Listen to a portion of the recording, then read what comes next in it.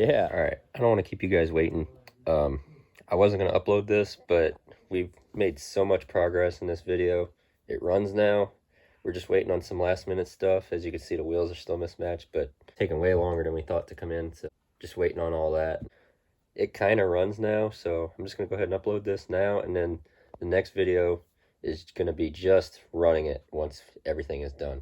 Okay, so nothing's come in yet, but this is like the day after the last video. So, and I realized I could still have done receiver wiring and the battery holder. Yeah, also I realized my lighting was pretty much complete in the last video, or the last two videos. So I got this light here. It's not a direct current light, but should be a little better. So for the receiver, we got 4 different channels. So it's 1, 2, 3, 4 going up, and you're going to plug your servo into channel 1, and then channel 2 is going to be your ESC, and the other 2 channels are for like other functions that don't exist on the Slash, like diff lock. That's like on your crawlers and stuff. I'm gonna go ahead and wire that up, and then close the box, and then put the battery holder in.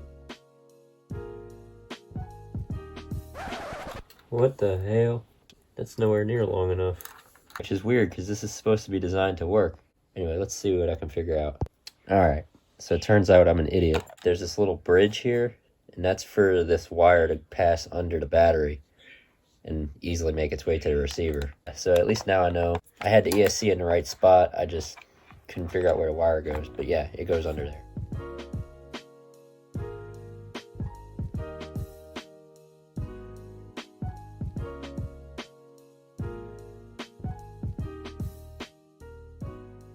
Alright, we got the electronics all plugged into the receiver. I'm going to leave the top off of this for now because we got a new transmitter coming, and I'm going to have to pair it with this receiver. I need the cover off to be able to do that, so I'm just going to leave that off for now.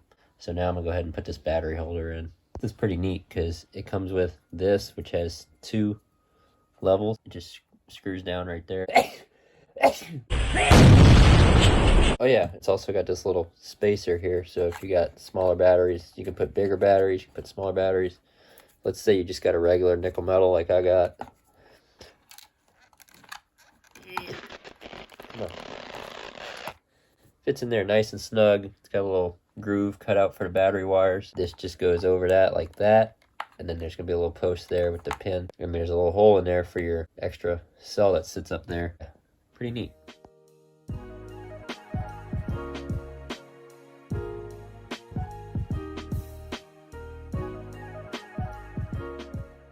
Really understand why this is like this. It's got a hole way on the bottom and you can't get that in there. That's what she said. I don't know why they didn't just put more holes and why there's only these 2. Yeah, I'm sure if you have like bigger batteries, it might actually kind of bind it up. Yeah, I think they could have put more holes on that. I'd say this is about as far as we're gonna get right now. I'm just gonna leave it here until we get some of the parts. 2 days later. All right, so I've been to the hobby shop.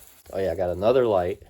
So all the lighting. We got some screws, stuff to repair the shocks, some shock oil, more screws, more stuff to repair the shocks, pinion, speedy boy pinion, and an antenna tube.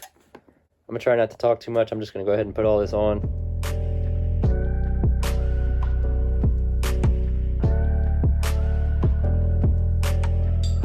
Putting these big bolts in this fresh plastic, they're so tight.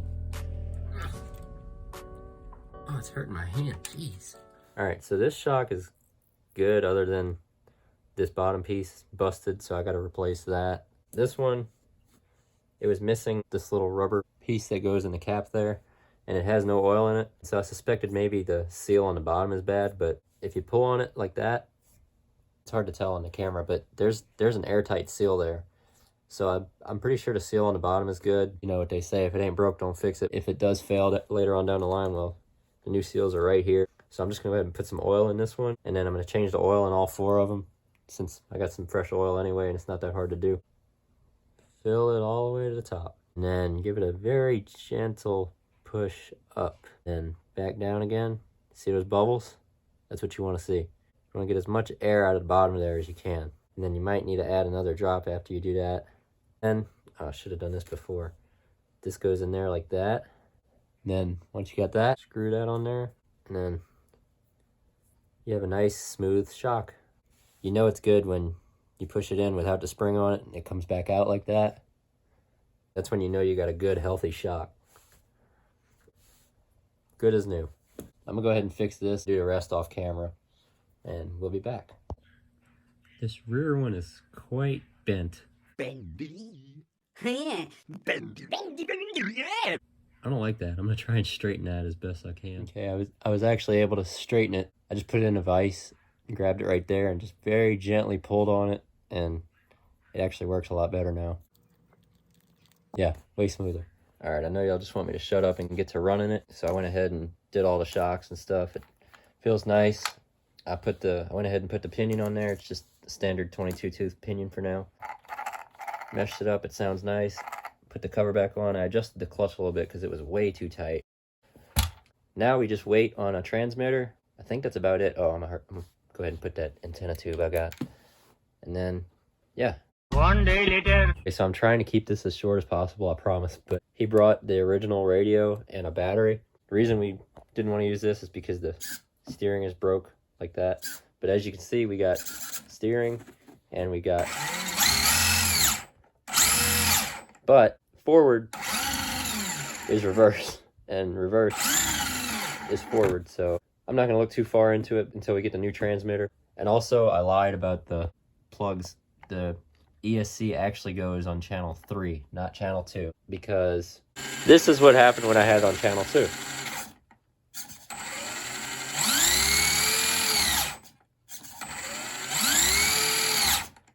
And it will not go off. So yeah, check your manuals or whatever. Don't take my advice. Plug your stuff into the right spots. We also got the body for it, so it looks awesome. Just waiting on those tires. So just gonna give it a quick little run here. Not gonna go too crazy with it because it's not mine. I don't want to wreck it. I need to sort that steering trim out. See how the range is. Okay, the range is terrible. Oh yeah, there's the car. Look for an update video on that pretty soon. As you can see, it's got a white hood now. I'll be doing a video on that pretty soon. Come on, come back. There we go. Oh, she's spicy. Currently running 2S.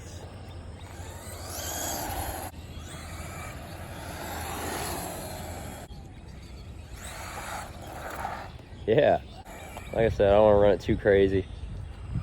When I get it finished, we're gonna let the owner drive it, and I'll film it. Try to get some cool action shots of it. But yeah, it drives. Just for some reason, the range on the radio is terrible. Because that's as far as I can go, and then it loses range. And I tried, the antenna is sticking up as far as it can go. I don't know if it's a problem with the receiver or the transmitter. It's more likely a problem with the transmitter. Yeah, the range is terrible. It's only like maybe 40 or 50 feet, if even that.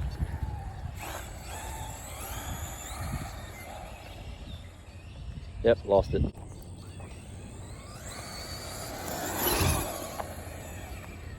Let's just wait until we get the new transmitter, and then we'll try to run it for real.